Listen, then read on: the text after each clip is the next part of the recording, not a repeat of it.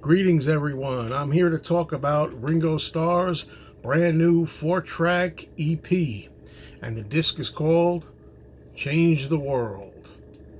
Ringo has said recently that he's not interested in making full-length albums anymore. He just wants to make EPs. So, we had this one that was out about 6 months ago. This was a 5-track EP called Zoom In, which I thought was quite good.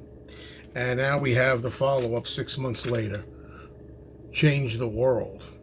The question is, if he's going to put out 2 shorter EPs with a total of, I guess we got 9 tracks between them, why not just put out a 9-track LP? Well, more on that later at the end. I want to say something before I start. Everybody knows, who watches me with any regularity anyway, that I love Ringo. I'm a Ringo fan. I'm always sticking up for Ringo. I'm always defending him. And recently, in the years that have passed, not too long ago, I really enjoyed some of the offerings by Ringo. I liked very much Give More Love in 2017. Then in 2019, I really liked the LP What's My Name, which I think, in my opinion, is probably the best thing Ringo did since 1973's Ringo and 1992's Time Takes Time. This is number 3 on my personal Ringo favorites list, okay? And of course, what I mentioned before, the Ringo Zoom In, which came out in March of 2021, was a short 5-track EP. I just thought it was quite good. Now, you may ask, well, why is he qualifying himself? Well, I have to do that because a lot of times, if you say something not too stellar about someone or something, people jump to the wrong conclusion. It's easy to do that with Ringo. A lot of people think, Ringo's just Ringo. He's not John, Paul, or even George. So a lot of people don't give him his due. I do. Having said that, I've now listened to the new CD version of Change the World about 4 times so far on rotation. I just repeated it. Very quick. The tracks go by very quickly. It's easy to listen to them multiple times. I should mention, if you're looking for the vinyl edition of this, it's going to be a 10-inch size, smaller size of vinyl LP, not LP, EP. 10-inch vinyl coming out, but that's not coming out until November 19th, I'm told. So you're not going to be able to get that right along with this. You got to get the CD first if you want to hear a physical media product. Well, okay. Listening to this about 4 times or so, I heard the title track will start out with Let's Change the World. Let's Change the World. First time I heard it, I didn't really like it at all. It didn't do anything for me, Let's Change the World. Now I've heard it, that track in particular, about 6 times.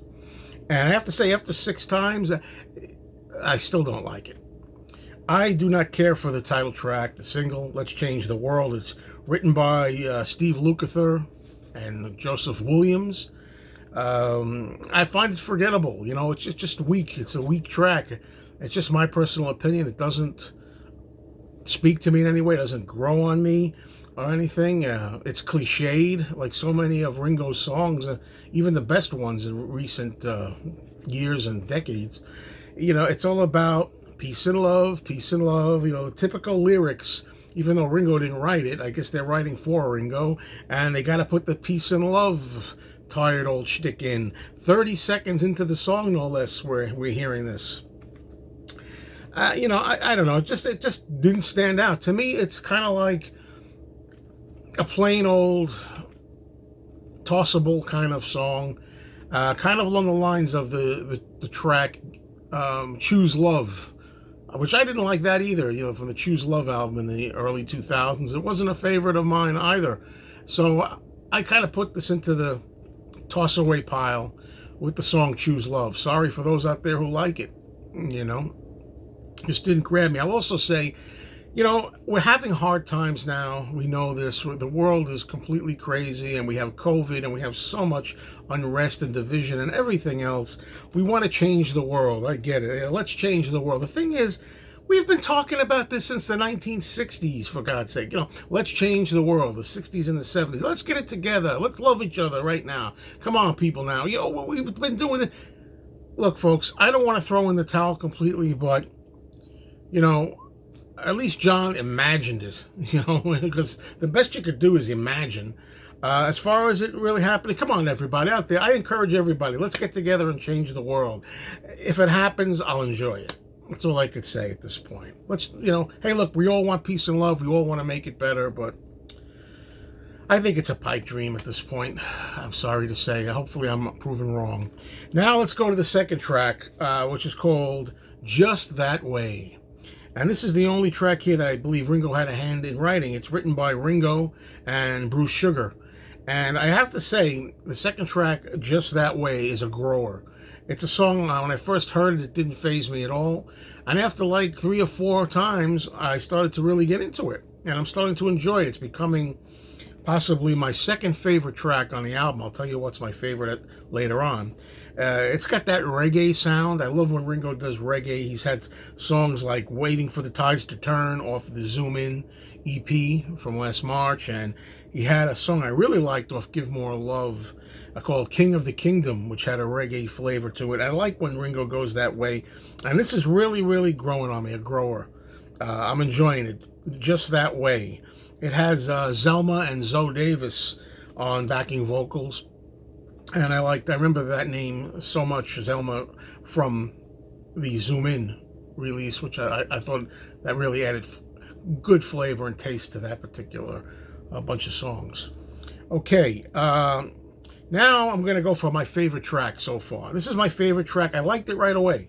This is the only track of the 4 that I liked immediately, and that gets better and better every time I listen to it right now. And it's called Coming Undone.